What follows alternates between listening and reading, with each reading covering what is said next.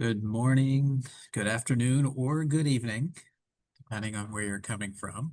Uh, Looks like we have a lot of people trickling in, which is nice. Brilliant. And I love it when we can ask people where they're tuning in from, because I think we've got a bit of a global audience today, haven't we, Tarek? So if you feel comfortable doing so, please do share in the chat function where you're tuning in from, and feel free to share your LinkedIn URL as well, because if we were in person, we'd be scanning those little QR codes on our phones to connecting with each other. So feel free to share URL as well, and tell us where you're from and how very hot Chicago, It's funny, Detroit. I have two daughters. One is in St. Louis and the other is in Chicago. Wow, it's hot weather, isn't it? I mean, it's quite warm. I'm from Manchester, so that's about 300 miles away from London. And we're actually known, a fun fact, it may not be that fun for a lot of people, but we're actually known as Rainchester because it rains quite a lot up in Manchester. And I'm always asked what is my favourite football team, Manchester United or Manchester City. And I always say it depends who's asking, to be honest. Very That's political how answer. I loyal love I it. am to the football teams or soccer teams, as some of the US and Canadian folks would call it. But yeah, it depends who's asking. We've got Suzanne from the northeast of Scotland. How's the weather up there, Suzanne? Northeast of Scotland, hopefully dry. I love Scotland. It's one of my favorite countries. Jerry Mild and Cinnamon. sunny. Oh, Jerry Cinnamon, Suzanne. what's your favorite Scottish. place in Scotland then, Tarek? I like Edinburgh's beautiful. And then I went to the British Open at St. Andrews, the birthplace of golf. So if you like golf, it's just the place to be. No, I actually called a golf club a golf stick, so that tells you how much I know about golf as well. I'm giving away all my secrets on this webinar today about my sporting knowledge. It is something I am definitely not something I am proud of. But no, golf clubs, as I was rectified, and soccer, football, are not my strengths at all. I do like a bit of cricket and a bit of tennis, though, she says. Don't ask me about players, and don't ask me about the rules. Brilliant. Looks like we've got quite a good number of people in now. Yes, and we're recording. You wanna kick this off? We'll let some others trickle in. Since we're recording, we'll go through the Yeah. housekeeping of what you'll be receiving in a minute. All right, you want to say hello and actually introduce yourself? Cool. So my name is Advita Patel. I am based in the north of England in a place called Manchester. I own an employee experience and internal communications consultancy called Comms Rebel, which you can just see peeking up behind me. And we help organizations build confident workplaces so colleagues can thrive in the work that they do. I'm also the co-founder of the Asian Comms Network, which is a network based in the UK helping South and East Asian communication and PR professionals in their career. And the co-founder of A Leader Like Me, which I co-founded with Priya Bates. And together we wrote a book that's just up there called Building a Culture of Inclusivity. And I'm also, because I obviously don't have enough to do, Tarek, the president of the Chartered Institute of Public Relations, which is a PR and communications membership body based in the UK, but we do serve members across the globe as well. That was quite the introduction. I love it. Which is in line with what we're doing here. So I'm Tarek Kamel. I'm the founder of Cerkl. If you've never heard of us, we're a communications technology company. We have a product called, see if I can do this like the weatherman, Broadcast, which is used by companies all over the globe to bring a consumer-grade experience inside the workplace. So think of how Netflix makes you feel. Why doesn't your employer make you feel the same way? Know you, understand you, learn about you, all kind of automatically deliver personalized experiences. And so part of that is really, founded in this idea of think differently. And so what we wanted to do this year was reach out to thought leaders in and around the space of internal communication. And I reach out to them and I say, listen, I just like talking about new ideas. You pick any topic and let's talk about it. And one of the things that we've noticed with internal communicators is they're very walled off. They can't see what else is going on because it's all behind the scenes. So how do we expose all of this great thought leadership? And thankfully, Advita said, yes, I have a topic that is near and dear to my heart. I would love to discuss it. So here we are. So I hope this is valuable for everyone in attendance. And if you go to the next slide, we'll just do some housekeeping, then we'll jump in. Okay, questions. I love questions. Ask any of us questions anytime. There's a Q&A feature. Just go ahead and type it in. We'll try to address as many of those as we can throughout. And then if there's questions at the end, we'll obviously address those as well. Be on the lookout for an email after this in which you will get all the slides, the recording. Plus, we have some downloadable assets, which we'll be including. And Advita is so nice and generous that she is offering sessions with her around confidence building. And so she will pick winners. So if you don't get picked, don't blame me, blame her. She will pick all the people that register. So I think that's it for the housekeeping. Are you ready to jump in? We are ready. I am ready, definitely. It's such a great topic. It's such a great topic. It is. All right, let's go. Fantastic topic, and hopefully all of you today will take something away with you.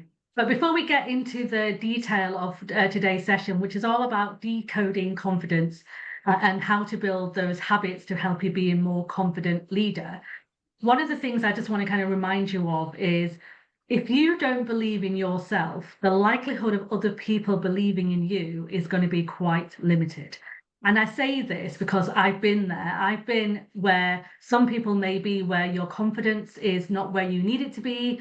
Your self-esteem is a little bit short and you're kind of struggling to articulate your value in the workplace. And I'm particularly passionate about confidence in internal communication professionals and communication professionals, because we're often the ones who are trying to straddle the employee voices and listening to what they're saying, trying to make sure that our leadership understand what's happening as well, listening to what our leaders want. And sometimes we're being pushed pillar to post, feeling quite exhausted and burnt out by everything that's happening around us. And in the 7 years I've been researching confidence and what it means and what it looks like, it demonstrated that until we believe in our value and until we believe in who we are, we're not going to be able to expect other people to believe in us. So hopefully over the next 50 minutes or so, and opportunities, as Tarek said, for you to ask questions, we're going to break down the 7 habits of what makes a confident leader. And these 7 habits, as I said, have been built through my research, my own lived experiences, and from being a confidence coach and coaching over 150 people over the last 5 years on their own confidence. I'm a big fan of neuroscience because it just allows us to see the science behind some of the areas that other people may think are maybe a bit fluffy or a bit soft skills and not really quite hard skills and things like that. But I want to kind of explain the neuroscience behind confidence and why it's important to take this on board when you're going through the habits that I'm going to share with you today.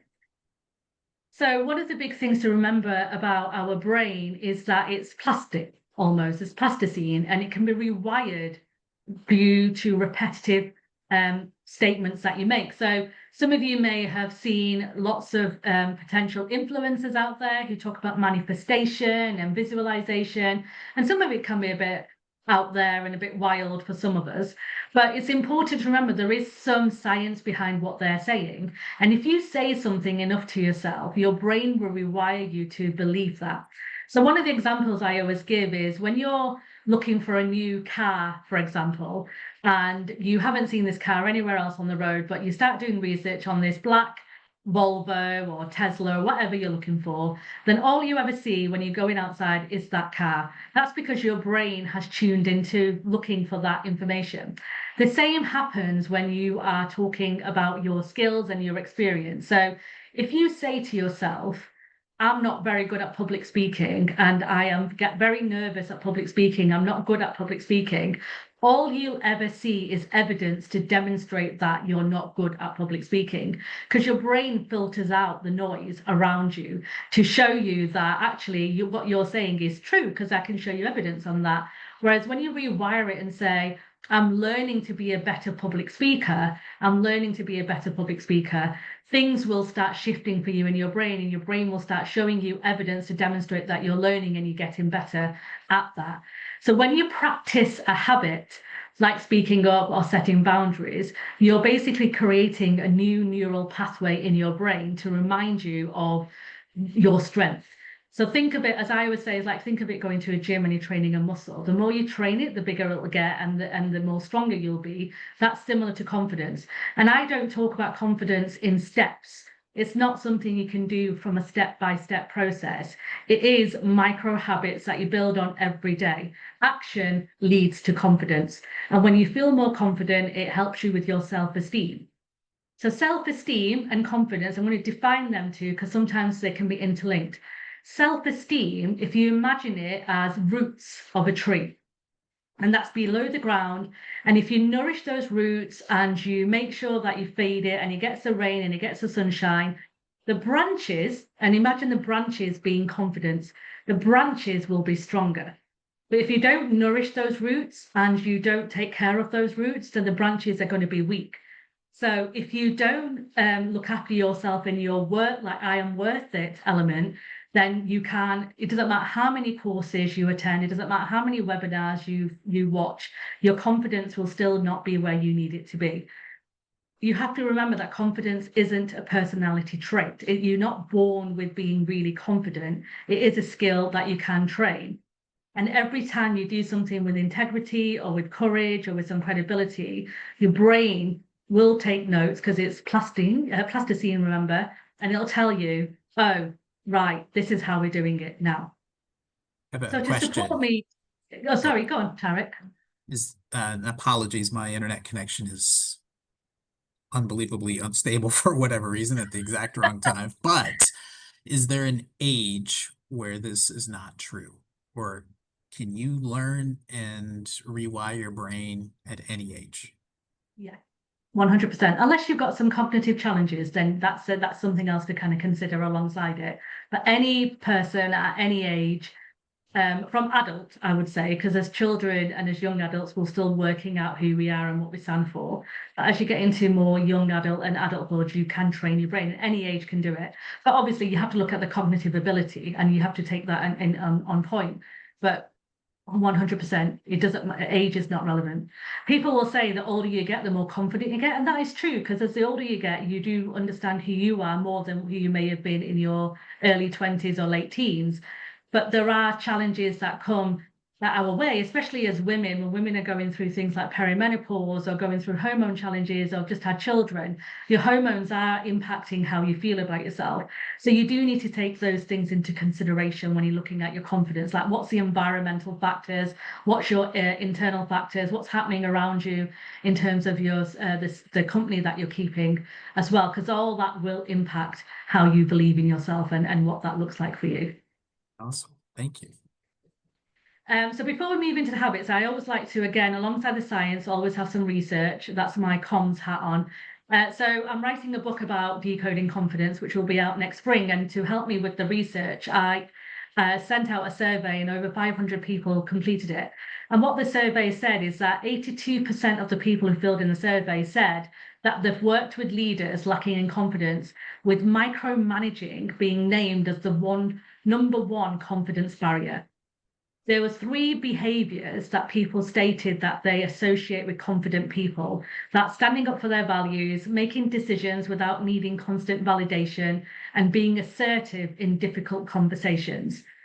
3 behaviors associated with confident leaders were: they advocate for others and share credit, they are clear and decisive when making decisions, They show up authentically, so no corporate mask at all. So they are who they are and say who they are. In terms of personal habits to help you be more confident, preparation, learning and development, and aligning your values to the work that you're doing, that helps boost confidence and self-esteem. The biggest impact on confidence, the number three things that came out: life experience, line managers, and feedback.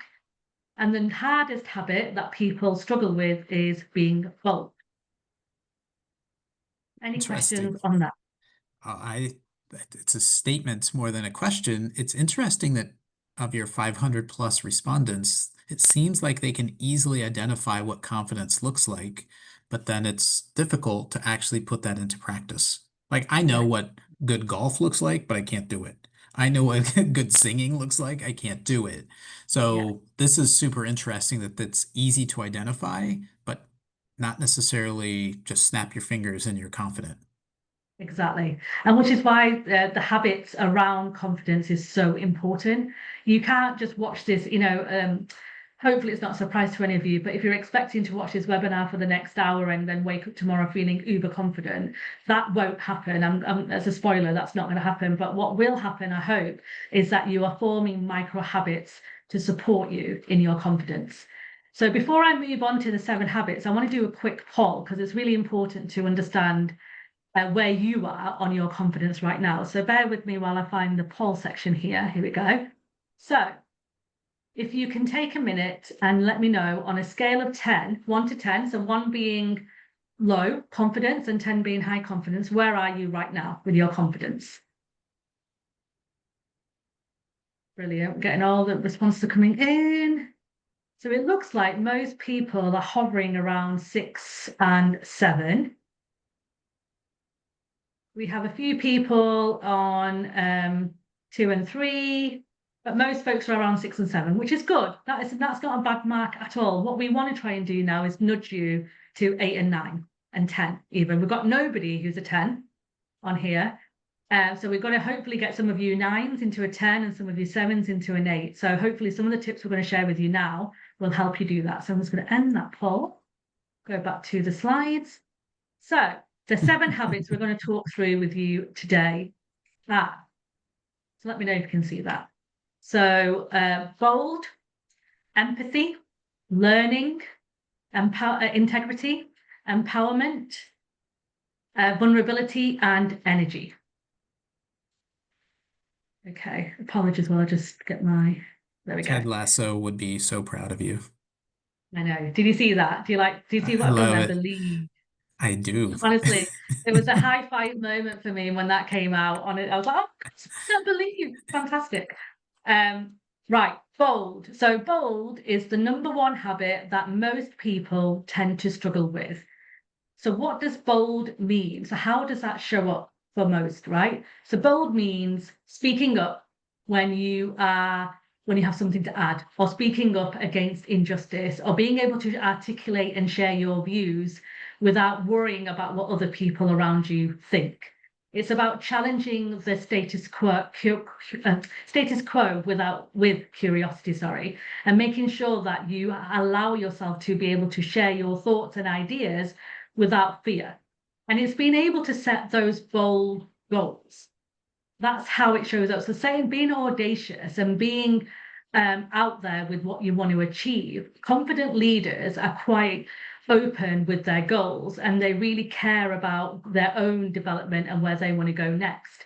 And when we talk about speaking up, people always associate being very confident with being loud and being the center of attention, or being somebody who's really confident and standing up in front of hundreds of people. That's not what bold means. Bold means having that quiet assurance that despite what's going on around you, you're able to be who you need to be and speak up for who you want to speak up for, either yourself or your team. And the way to kind of practice that is reminding yourself about some of the great things that you have achieved and some of the things that you want to achieve. So what I will say to people who are struggling with boldness is, think about, where are you looking for, where's your kind of barrier? So are you looking for validation from others? Are you looking for permission from other people? Because the challenge with that is that notoriously as human beings, we're all a little bit selfish. We're all kind of thinking about what's going on with us and what's happening with us. We're rarely, even though sometimes we should be, thinking about other people. So if you're looking for validation and permission from others to speak, that's not going to happen as often. And the more you retreat, the less confidence you're going to have. So you almost have to decenter yourself from the conversation and remind yourself about your why.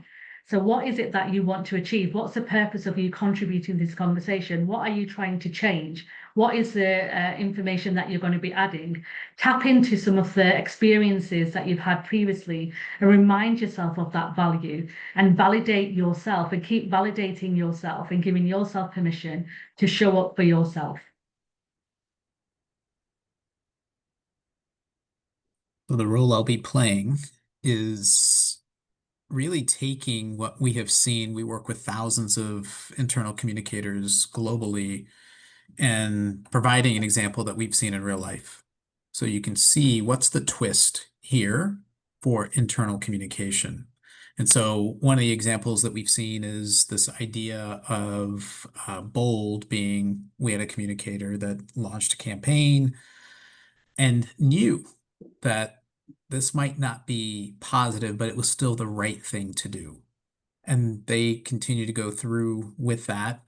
And it was bold for that person to kind of continue knowing this might get some blowback, but it was still the right thing to do for the organization. So with each one of these, I'll just add an IC example or two as she goes through the list. Yeah.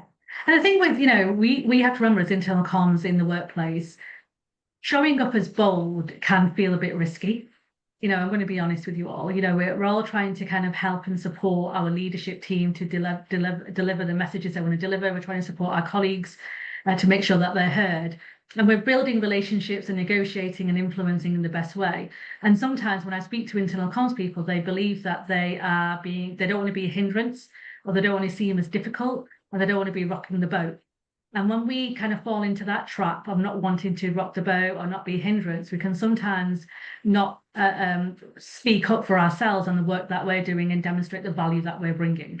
And we have to advocate for ourselves in those rooms because it's rare for other people to advocate for internal comms. We're kind of seen as this function that just cracks on, and it's hard for us to pitch for our value and to demonstrate the value that we're bringing and speak up, because unfortunately, I've worked in this field for 20 years. It's rare to have somebody champion you in the room, so you have to champion yourself. Otherwise, you can't build the business case for getting more resources and budgets, and you have to be confident enough to be able to ask for that. Any questions? Has anybody got any questions? I'll check the chat just quickly before I move on to the next one. I always think about how you believe in yourself, others don't, and you never get given a chance. Feels like a vicious cycle. You're right, Dominica, and we're going to cover that in a bit as well. Okay, fine. Let's move on to the next one. So the next one is all about empathy. So empathy isn't about making sure that you get what it means, you get what it feels like for the other person, but it's about understanding other people's perspectives in the right way. It's that active listening. It's making sure that you're holding space for others around you. And sometimes what happens with leaders who don't have that empathy for the people that they're working with, or even, by the way, for themselves, it can show up as toxic traits. And it can show up as being a bit cold and a bit aloof and not making sure and not showing that you care. And the reason this can sometimes happen for some leaders is that they are protecting themselves and they don't want to give too much away. Empathy is very much about having the ability to hold space for others and helping them succeed alongside you. And when you can help others thrive alongside you and you're confident enough in your own abilities and not fearful of somebody taking over, the world can open up for you. And that's really important to remember. Empathy isn't just being sympathetic or saying, yeah, I get it. It's about making sure that you are holding that space, not only for yourself, but the people who are around you, and you're understanding their perspectives, and you give them the opportunity to shine as well. So bringing others along with you is a great confidence boost, not only for yourself, but for all those that are around you. Confidence breeds confidence. So if you can help others around you and can support them through your empathetic listening and bringing them with you, you'll be surprised about how good you feel in yourself to be able to do what you need to do. And diving a little deeper, this is probably the piece of confidence that we see the most with our customers, because we really think about communicating to your workforce in a very different way, still using the channels that you've already implemented, but how do you deliver an experience that you yourself would want? And that's probably the thing that we hear the most is, this is how I want to be treated. It's like, great, treat your employees in the same way you want to be treated. And when they go back to leadership and say, we need to make this change and here's why, oftentimes they say, because this is how we want to be treated ourselves. So really important for confidence is to be able to ask that question, how would you want to be treated? And then bring that within your organization. Yeah. And the great thing about internal comms folks is that we are empathetic, as Tarek said. That's one of our greatest skills. And the reason we do what we do is because we really do care about the work that we do, and we care about the organization generally and the people that we work with. Sometimes we care too much. Sometimes we overservice, and sometimes it's detrimental to our own well-being and mental health. And that's what we need to be careful of as well. Like, where's the kind of boundaries? I'm going to talk about boundaries as we get a bit further in, but we do have to be quite aware of where you are over-servicing sometimes, because our empathy is actually, on the survey, is number one skill that a lot of folks believe they have, and does help with that confidence. But it's just being mindful of how much it impacts your well-being and mental health overall. So just be careful of that, because burnout is real in comms. Learning, right? So learning is a big part of our confidence journey as well. And that shows up in confident leaders, as those confident leaders I've spoken to for the research and the work that I've done and the coaching. They're the ones who reflect weekly on learning and unlearning. So what have they learned? What have they unlearned? Those of you who know the works of Daniel Kahneman, Thinking Fast and Slow, if you haven't read that book, I highly recommend that you read it. He talks about System 1 and System 2 brain. And he basically says that we spend a lot of our time in System 1, which is 95% of our time, where we're making fast, quick decisions. And many of us on this call today, I guarantee, are juggling 101 different things. And when you work in comms, you're definitely juggling 1,001 things. So we're working fast, and we're moving fast, and we're thinking fast. And we don't often build in time for reflection, and we don't often build in time to reflect on our growth and what we are doing, and what we are doing well, and what we are not doing as well. And when we know ourselves well, and we know everything about us, the kind of inner stuff that's awkward and uncomfortable and difficult, there really isn't much anyone can say to us that will knock us off our pathway. It's only when we are hiding stuff, or we've got that shame attached to some of our things, that can cause us to feel shakeable in our confidence. So when you take that time every week, whether it's journaling, whether it's voice noting, whether it's just spending 30 seconds reflecting on your week, that all plays a big part in who you are and what you do.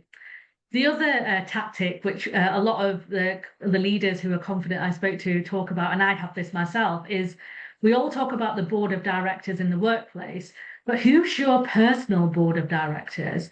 Who are the ones in your life that you lean into, that you can trust to give you advice selflessly? And I'm not, so they don't necessarily have to know each other, but these could be individuals in your life that you approach to give you good life advice.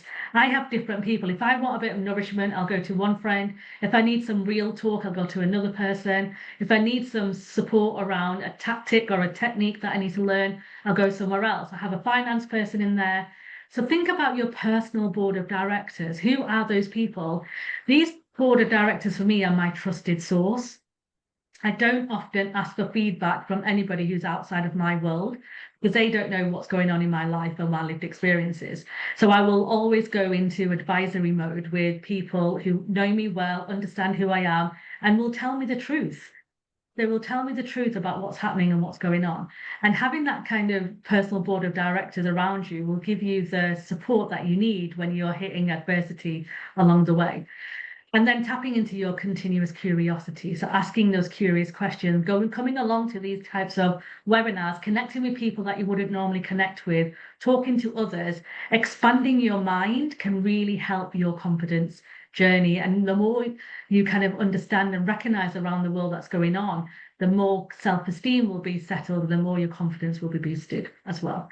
Interestingly, if you can share in the comments, who does have a personal board of directors? Do you have a list of people that you lean into on a regular basis, and do they know that they're on your board? So let us know in the chat.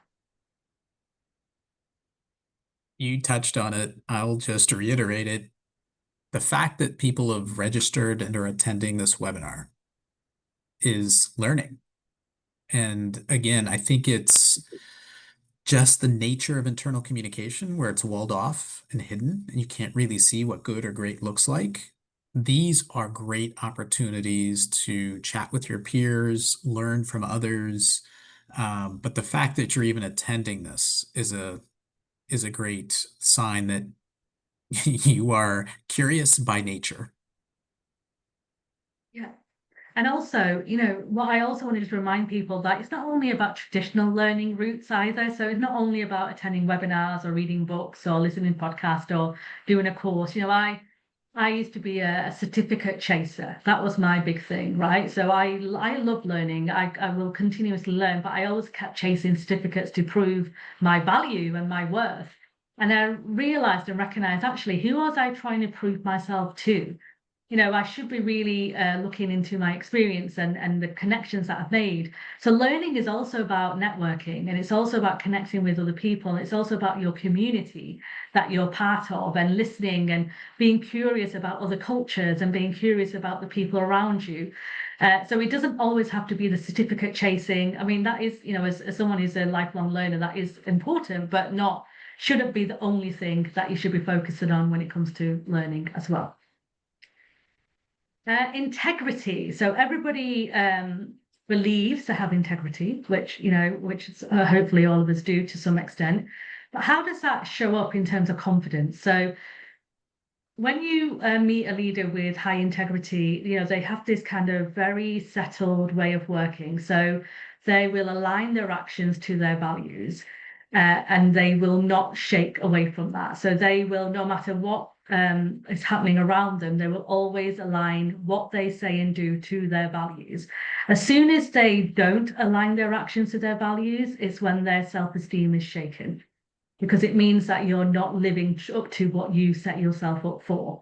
So values and understanding what your values are incredibly important. And if you don't know what your values are, then I highly recommend that you go and find out what they are. And there's different tools out there that you can use to help you discover what these values are. And I can share a couple of links for Tarek to put into the pack.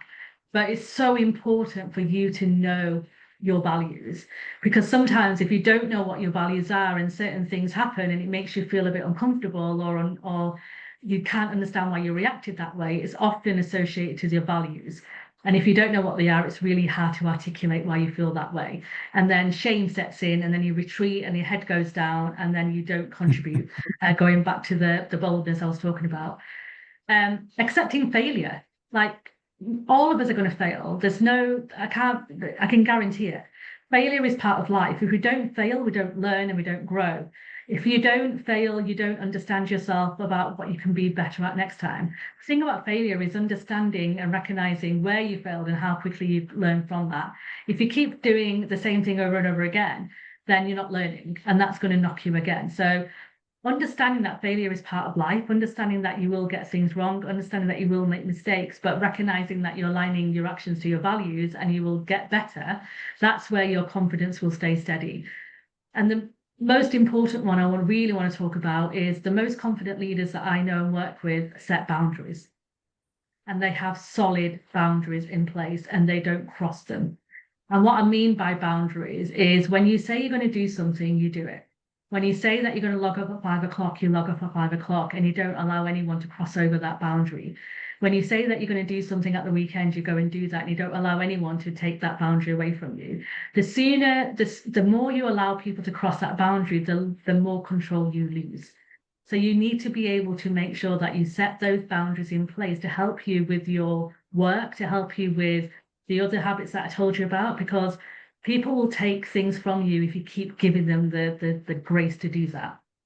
So even though it may be a bit difficult at the starting point, make sure that you're putting those boundaries in place and set something up. If you want to finish at 5, 6 o'clock work time and you keep falling into the pitfall of expanding those boundaries, then put something in your diary or your calendar and say, I'm going for yoga, or I'm going for a walk, or I'm meeting a friend for a drink, or I'm going for dinner, to stop that habit and that pattern of behavior that you may have set into, because it becomes the norm, not the exception for many, if you allow them to keep crossing that boundary for you.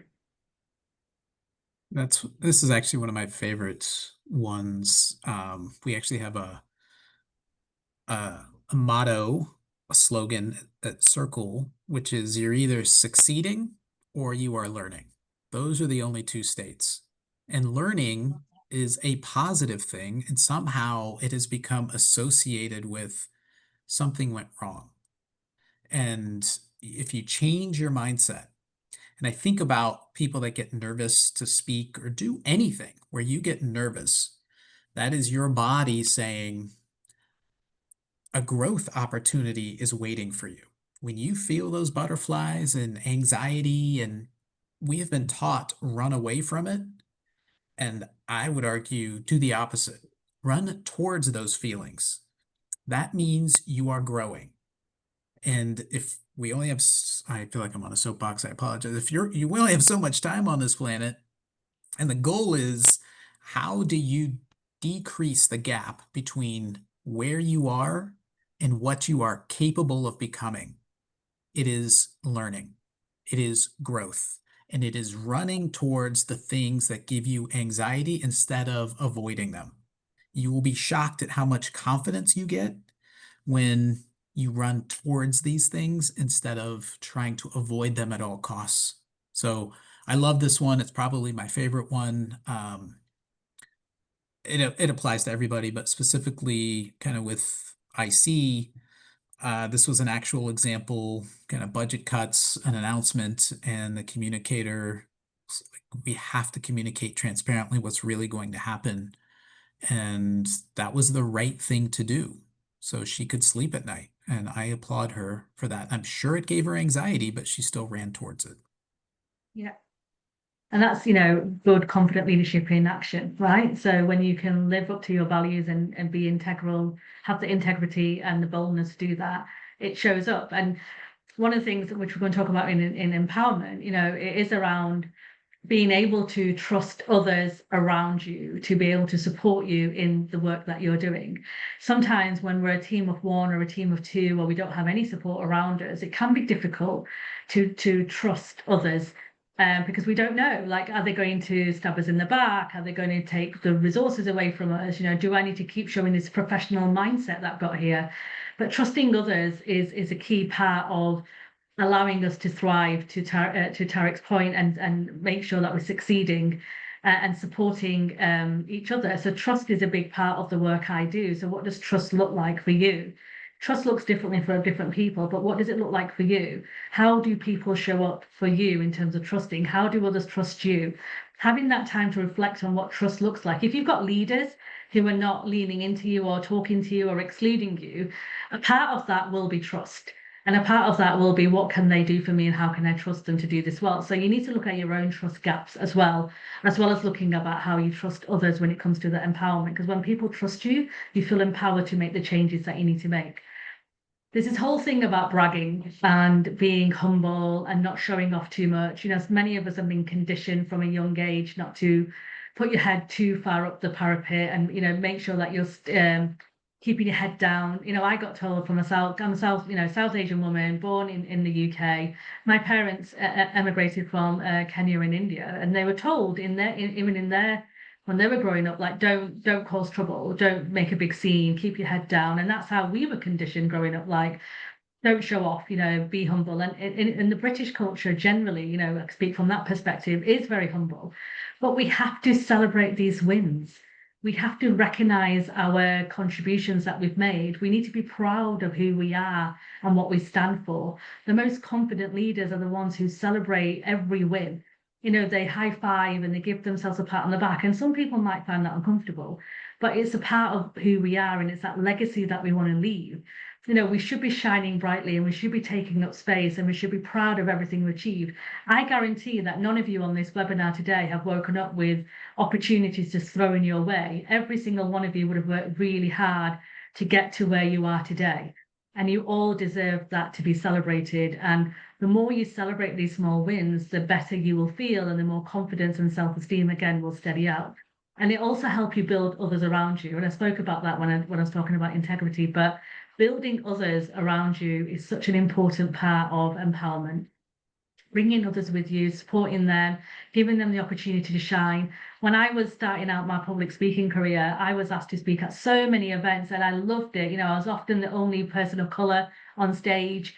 I loved the accolades I was getting, until I realised and asked myself the question, why was I the only person of colour on stage? Why was I the only South Asian woman talking about comms when there's so many other brilliant voices out there? So I created an underrepresented speaker list to give other people opportunities that they may not have had if it wasn't for the list. And that's really helped me selflessly to help others, selfishly I should say, to help others thrive as well, because that's really important to me. It's my core value to help others live up to their potential and not gatekeep or close the door behind me, because that doesn't allow us to leave that legacy. As Tariq was speaking about, we're not here forever. What legacy do you want to leave behind, and what do you want people to say about you when you're not here? Such a great point. So this is another actual example we had. Communicator understanding what success really looked like to reach a certain cohort of worker, and making sure that they weren't totally responsible, knowing that would be a less effective way to get to success. So how do I empower others around me and make sure they are given what they need to be successful? And I love that. It's like, yes, that is a confident move to say, this is the best way to achieve that goal. Yeah. And sometimes in comms, we do want to hold on to things because we're trying to demonstrate our value, but giving ownership and accountability to others can really help, to Tariq's point, help others thrive. And the more people that thrive and continue to build confidence, like I said, confidence is contagious.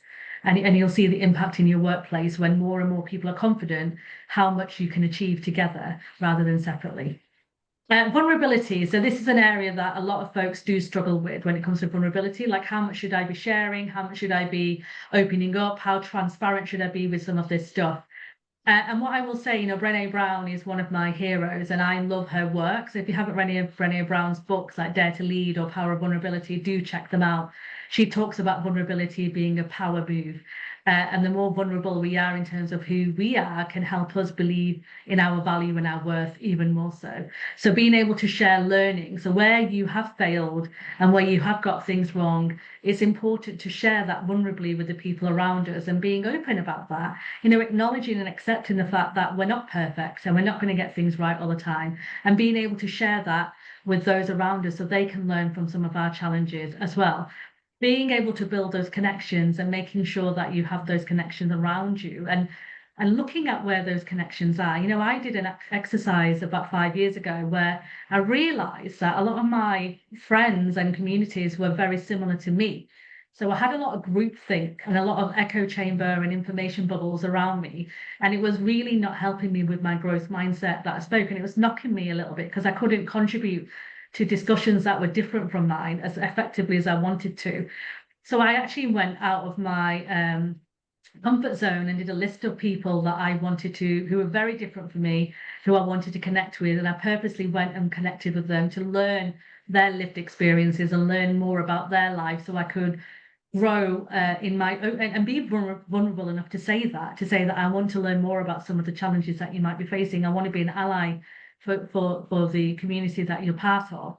And that took a lot from me, to kind of admit that I had, I kept myself to my kind of group because I felt comforted and I felt loved in that space, and that helped me. But recognizing and being vulnerable enough to go out and find others who are different from me really helped me with my vulnerability side. And one of my favorite quotes, which some of you will have heard if you know me well, is, You have to remember that you can't be everyone's cup of tea, otherwise you will be a mug. So there will be people out there who just don't like you, who don't like you showing up in the way that you are, who don't like the elements of your vulnerability. That's okay. It's absolutely okay. And as a recovering people pleaser, this took me a long time to get over. I used to worry why Janet in HR didn't say hello to me in the mornings, and it used to keep me up, literally keep me up at night worrying about what I had said and what I had done. And I remembered and realized that actually there's nothing, I can't change anything. I can't, if somebody doesn't tell me what's happened, then I can't do anything about that moment. So there's no point me worrying or overthinking it. And I know that I'm not going to be everyone's cup of tea. And I've come to peace with the fact that that's okay. There's okay people don't like me or don't like what I'm saying or don't understand, my life and what I get up to. We all deserve to live a life that we're proud of and what we do. So don't be everyone's, you can't be everyone's cup of tea, otherwise you will be a mug. Promise you. Hey, nobody likes Janet, so it's not you. This is probably one of the biggest ones we see with internal communicators. And this is not just internal communication. You see this in lots of disciplines, but imposter syndrome. I'm not sure if I'm really doing this the right way. I don't know what good looks like. The way to get around that is to ask questions. I think the biggest issue with this asking questions is the culture. There's a great book. It's called A More Beautiful Question by, I think, Warren Berger. And he has statistics like a 3-year-old asks 70,000 questions a year. By the time they are 16, they ask 30. And it just continues to decrease because we have associated questioning with stupidity. And I just go back to all innovation, unless it's accidental, like dropping chocolate in peanut butter, thank you, Reese's, unless it's that, it is someone asked the question, why do we do it this way? Or what if? That is where innovation comes from. And as soon as we can change the paradigm that being vulnerable isn't a weakness, it is a strength. That is where you need to get to, and it will fill you with unbelievable confidence to just ask what is on your mind. Don't worry what other people think, because you know what? 99% of the time they have the same questions, but they are not confident enough to ask. 100%. The greatest innovation has been through curious questions, and we should be asking those questions every day. I did a post on LinkedIn about questions, actually, which has reminded me of what you just said there, Tarek, so highly recommend. And then the last habit is all about energy. I can't stress how important it is to protect yourself with your energy, and especially from burnout. Burnout is something that creeps up when we least expect it. It doesn't give you any signals or anything like that. When it happens, you'll know it happens, and it's really difficult to come out from it. So before you get to that stage, you need to be able to recognize and understand the energies around you and where is your energy being consumed. And I shared this when I did a presentation not so long ago about and it may seem a little bit cruel, but you have to do these things sometimes. But I did a list of all my friends and family, and I ranked them out of 10 on how much energy they were consuming of mine. Because it was, sometimes it can be exhausting, and if we're not careful about who is taking that energy, we can fall into their world of chaos. And I didn't exclude them. I didn't do anything like that. I mean, to be fair, some I did, like friends that were just taking up too much and not giving anything back. But I had to understand, why did I feel so exhausted in certain situations? Why did I feel resentful of going to certain events? And it was down to certain energy levels of what people were giving me. So there are people in your life that will consume your energy, and you need to understand how you protect that. And the most confident leaders out there protect their energy well. They will be talked about boundaries, they'll put the boundaries in place, they will retreat from certain individuals, and they will protect their peace. They will, because that's really important. And it is about, alongside energy, we're always kind of moving on to the next thing as comms, next thing, right? Tick that off the list, let's move on to the next thing. Tick that off the list, let's move to the next thing. We have to celebrate progress as well as and not only the outcomes, right? So we have to look at the progress we've made. We may not be there as quickly as we'd like to get, but we need to enjoy that journey. As cheesy as that sounds, we need to celebrate the progress that we're making, because we need to be able to keep consuming the energy of the work that we're doing. And like I said, tracking what energizes you is so important. So be mindful and be looking out for people who are draining your energy. And if you do have to work with individuals because you've got no choice, or you do have people in your family that you do have to liaise with, then make sure you put stuff in place. Like make sure you are resting in between those meetings. Make sure that you are filling your cup with other joyful things before you go to a family event. Build that kind of the support network around you, and make sure you're protecting the energy as much as you possibly can. Because, you know, I was lucky enough to work in a mental health unit as my very first comms job, and I saw the impact of what happens to people when they don't protect their energy. So specific example, IC related, really great example from all hands meeting, and like going the extra mile because it's something that they have energy for. So it's both kind of a protection of energy, and then how do you want to channel your energy that re-energizes you? Some people like me, I like to go to the gym, which you would think that would drain you. It actually energizes me. And it's the same thing with an internal communication. What are the things you really look forward to? Why are you in this role in the first place? And how can we do more of that? So I think it's all really tied together.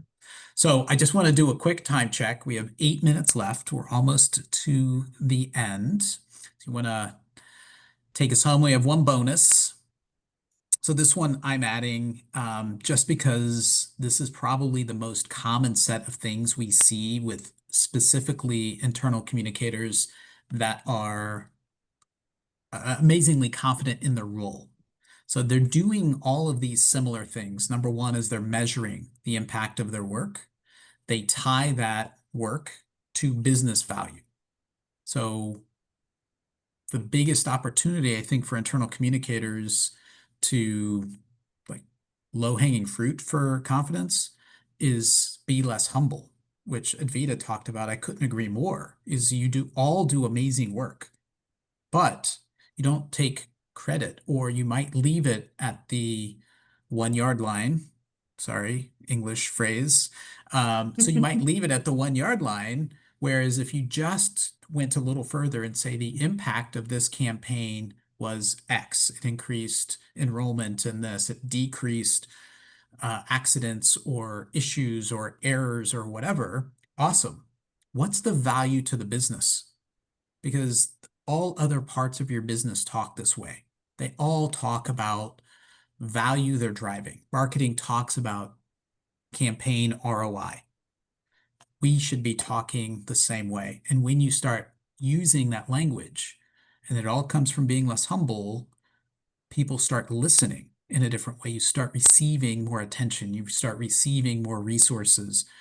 We had it temporarily, I think, for a lot of communicators during COVID. And then it feels like 2023, things went right back to the way they used to be. The way to hang on to that is really be, honestly, I know it sounds counterintuitive, less humble, measure, and then show the value to the business of what you just did. 100%. So key takeaways: start small shifts, micro ripples create big waves. Remember that. So it's not about doing everything at once. It's doing little tiny steps to help you be less humble, to show off your value, to demonstrate your worth. Practice one habit well. So if there's one specific habit that you know that you're not as great at, then practice that one first and do it well, and then move on to the next one. And remember that confidence is contagious. So be the spark and own your space. The more confidence you feel, the people around you will feel more confident as well. As I said, I'm writing a book that's coming out next year, all about decoding confidence. There'll be some practical tips and solutions, but I'm also doing some behind the scenes stuff as well. So if you want to join the Confidence Club, then feel free to scan the QR code. That isn't the front cover, by the way. That's just me messing about in Canva, because comms do that, right? Create their own work for themselves. But yeah, the book cover will be launched very soon. And before we go into the end, I just wanted to remember, and I always share a picture of myself as a younger person and as a toddler, because it's about remembering your big why. And I always remember why I do the work that I do, and going back to that 3-year-old that I was and remembering who am I doing this for? I'm doing it for that 3-year-old, I'm doing it for my former self, and I'm doing it for the future people who are coming up behind us as well, to make sure they have the best start in their life they possibly can. Okay, let's stop. I will just wrap it up, and then as a reminder, slides, recording, assets, winners, all announced. Keep an eye out for an email from us. We do have a question. So the question was I don't know where she's located, but how do you balance shouting about your achievements and not giving others I think it's ick. Irk. It's a UK phrase, priya. Oh, because in the United States, people say the ick. Irk. All right. I mean, I'm going to be really brutally honest. I don't care if people get the irk or not. Like, who am I there? I know that my achievements are being shared because I know they'll either inspire other people or will help other people believe that they can do it. I feel that we spend too much of our time worrying what other people may think about us. And if they really do not want to celebrate our achievements alongside us, then I would question whether they belong in our world or not. And I know that all of us, most of us, I should say, are fairly sensible about how we show up and what we share and how we share it. But again, share what you should never be worried or ashamed of the achievements. And I think you should just be able to share what you want and not worry about other people. People who genuinely care about you and want to celebrate with you will applaud loudly. I will clap loudly for everyone because it's so important and we just don't do it enough. So it may, I mean, easy answer, you don't worry. Don't be, everyone's cup of tea otherwise you'd be muck, right? I'll give you, I couldn't agree more. I give you 2 things that I told both of my daughters. They're both working now. And the first thing I told them was, who's happy when you're happy and who's sad when you're sad? Those are your people. Sometimes you'll find people that are happy when you're sad. Something went wrong for you and they're happy about it. But those are scarcity mindset people. You don't want them in your life. It's an easy litmus test. Yeah. Easy. They drain your energy. They drain your energy. You know 100%. what? I will say one final tip I'll give to everybody. If there's anyone causing nuisance in your social feeds and making you feel less than, block and mute are your friends, right? Whether they are real life friends or not, block and mute them, because life is too short to worry too much about other people's opinion of you in that way. And I can guarantee all of you on this call are not nasty, narcissist. I hope not anyway. So you will be caring and care about the work that you're doing. Most internal comms people are very empathetic and supportive. We just don't celebrate ourselves enough, and we need to start doing that. Couldn't agree more. All right, last thing, and then we'll wrap it up and say thank you to you. So the second piece of advice I told my daughters when they got into work was, there's nothing to be afraid of. Adults don't know what they're doing. We're all making it up as we go. We act like it because I have gray hair or I've been around the block. We really don't know what we're doing. And when you start to see people as your peers instead of your superiors, it changes your whole perspective.